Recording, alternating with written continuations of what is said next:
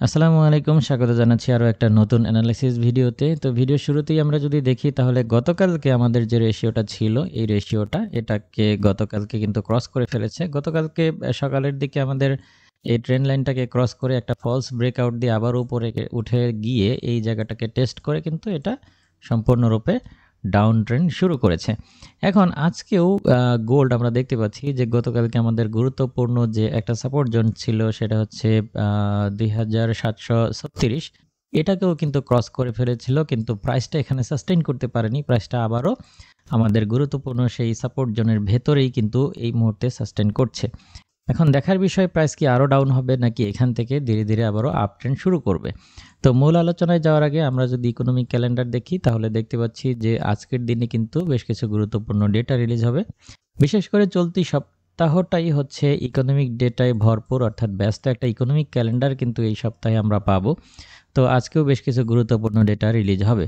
তো মূলত গতকালকে যে ডাউনটা আসছিল এটা হচ্ছে আপনারা জানেন যারা আমার টেলিগ্রাম গ্রুপের সাথে কানেক্টেড রয়েছেন, যখন আমি গতকালকের যে হোম সেলসের ডেটাগুলো আসছিল ওইগুলো ডলারের জন্য পজিটিভ ছিল প্রত্যেকটা ডেটাই, যেই কারণে এই ডাউনটা হচ্ছে আমরা দেখতে পেয়েছি। যদি ডেটাগুলো ডলারের জন্য পজিটিভ না থাকতো সেই ক্ষেত্রে হয়তো বা ভিন্ন চিত্র আমরা দেখতে পারতাম। তো যাই হোক, এখন পর্যন্ত যা পরিস্থিতি তাতে করে এখনও আমরা যেটা মনে করি সেটা হচ্ছে যে ডাউন ট্রেন্ড সেটা সীমিত হবে, অর্থাৎ ডাউন ট্রেন্ড খুব বেশি লং হবে না, যে কোনো জায়গা থেকেই আবারও আপ ট্রেন্ড শুরু করতে পারে। তো আমি চার্টটাকে ক্লিয়ার করি, যেহেতু এইগুলো ক্রস করে ফেলেছে তার মানে আপাতত এগুলোর কোনো প্রয়োজন মনে করছি না। তো আমরা আজকে এই অ্যানালাইসিসটা আর কি গতকালকে আমার প্রাইভেট গ্রুপে শেয়ার করেছিলাম, এটা ডিলিট করে দিচ্ছি।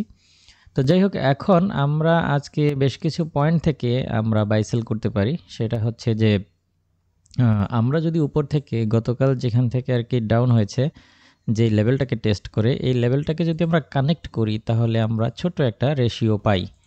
তো এখন যেটা হতে পারে যে আজকের দিনে প্রাইস রানিং যে পজিশন রয়েছে এখান থেকেও আপ হতে পারে, প্রাইসটা এখান থেকে আপ হয়ে এখান থেকে আবারও ডাউন হতেও পারে, অথবা এটাকে পুরোপুরি এই ট্রেন্ড লাইন অবধি উঠে গিয়ে এটাকে টেস্ট করতে পারে।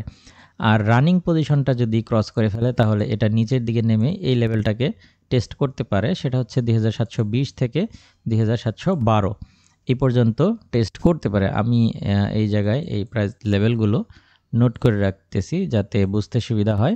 আচ্ছা, তাহলে আজকের দিনে আমরা বাই পজিশনে থাকবো না সেল পজিশনে থাকবো এটা নিয়ে যদি আলোচনা করি তাহলে আমি বলবো যে দুই দিকেই থাকা যেতে পারে।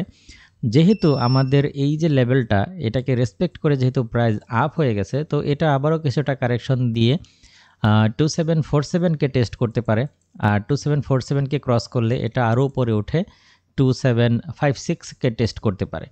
তো সেই হিসেবে আপনারা এই রানিং পজিশন থেকে চাইলে বাই করে একটা রিস্ক নিতে পারেন, এই দিক থেকে একটা বাই করে রিস্ক নেওয়া যেতে পারে। তবে এখানে আসলে যে বাই নিয়ে নেবেন ব্যাপারটা এরকম না। এখানে এসে ক্যান্ডেল কীভাবে রিয়েক্ট করতেছে, আমি যেটা সবসময় বলি যে এখানে রিজেকশন পাচ্ছে কিনা বা এখান থেকে বুলিশ মানে আপে যাবে এরকম কোনো কনফার্মেশন দিচ্ছে কিনা, এরকম কনফার্মেশনের জন্য অপেক্ষা করবেন। কনফার্মেশন পেলে এখান থেকে বাই নিতে পারেন। আর হচ্ছে এইটা যদি ক্রস করে 2747 তাহলে এটা উপরে আরও উঠে যেতে পারে। যাই হোক, তাহলে আমরা যেটা করতে পারি এখান থেকে যদি বাই নিই তাহলে স্টপ লসটা এখানে রাখতে পারি। আবার আমরা হচ্ছে প্রাইসটাকে যদি এই দিকে পেয়ে যাই তাহলে এখান থেকে সেল নিতে পারি, স্টপ লসটা এখানে রাখতে পারি। তো মোটামুটি এই জোনের ভেতরেই আজকে মুভমেন্ট করবে বলে প্রত্যাশা করছি। আমি স্টপ লসগুলো রেড কালার করে দিচ্ছি, আপনাদের বুঝতে সুবিধা হবে। তাহলে আমরা যেটা করতে পারি আজকের দিনে প্রাইসটাকে যদি এই দিকটায় পেয়ে যাই এবং কনফার্মেশন পাই তাহলে একটা বাই করে ঝুঁকি নেওয়া যেতে পারে, যদিও কনফার্মেশনের জন্য আমরা অপেক্ষা করব, এবং এই দিকটায় পেয়ে গেলে আমরা সেল করতে পারি, স্টপ লসটা এখানে রাখতে পারি এবং বাইয়ের স্টপ লসটা এখানে রাখতে পারি। আর যদি কোনো কারণে প্রাইসটা এই লেভেলটাকে ক্রস করে ফেলে তাহলে প্রাইস পুনরায় এই লেভেল অথবা এই লেভেলকে টেস্ট করতে পারে। আশা করি বুঝতে পেরেছেন। এই সেটআপ অনুযায়ী আপনারা আপনাদের ট্রেডগুলো খুব সুন্দরভাবে ম্যানেজ করবেন এই প্রত্যাশায় আজকের ভিডিও এখানেই শেষ করছি। আল্লাহ হাফেজ।